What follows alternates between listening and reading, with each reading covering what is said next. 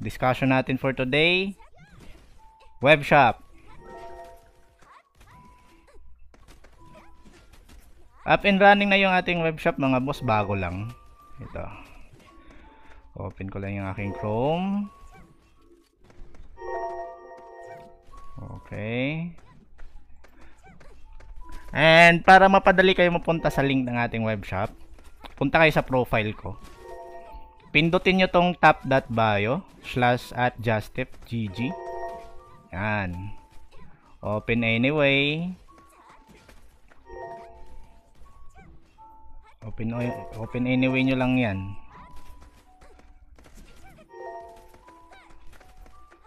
Then, punta kayo dito sa web shop. Granado Espada M by Play Park.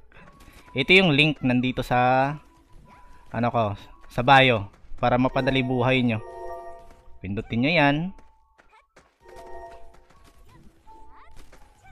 Then, pindutin nyo, hanapin nyo si Granado Espada. Madali lang naman yan. Baba siya ni Rakyon. Okay? Malinaw. Pindutin nyo. Then, login nyo lang. Either Play ID login, FB login, Google, and Apple ID login. Sa case ko, Google login ako. Pindutin natin. Google login. Then, ito, next to shop. Yung next yung pipindutin. Next to shop.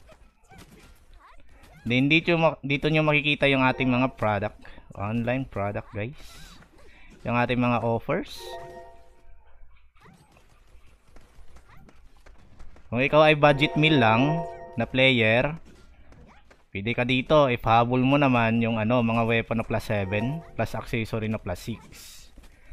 Pero pag hindi, mas mababa pa dyan, ito yung masasuggest ko sa inyo. Hanapin natin yun. Ito sa tab 3.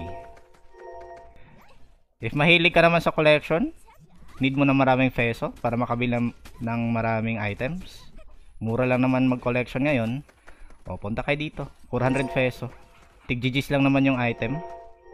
Yung ginagawa ko sa live ko, yan na yun. Bumibili na lang ako pag nagtitipid ako ng oras. Then, pwede din dito. Ito yung pinakatipid. 14-day daily peso. 374 lang yan. For 14 days, may daily peso ka na. May ibibigay na 700 peso upon purchase. And 120 peso daily. For example, ito ibibilhin ko to. For example lang ha. Kasi wala akong ngayon pindutin natin yung buy. Nakalagay dyan, character name, Ajin. Yan, nakalagay yung package name, 14 day daily peso. Yung mga nilalaman, contains the following items. 700 peso upon purchase. So, may matatanggap ka na 700 agad. Then, may daily ka na peso, matatanggap for a span of 14 days. 120 peso daily. So, the price, andito. 374. Then, select ka lang ng payment. PH point or Play Park point. Dito natin. Which need mo pa mag-convert. Pwede din naman direct top up. Pwede din naman Cash G and Shop Coda. Para di tayo ni Toktik. So, dito tayo, try natin sa Cash G. Then, purchase. Wait nyo lang yung processing. After dyan, lalabas yung QR code. Which is, i-scan mo na lang. Ganon kadali, bossing. Pwede nyo yan i-screenshot. Kung nasa phone kayo, upload nyo na lang yung picture ng QR code.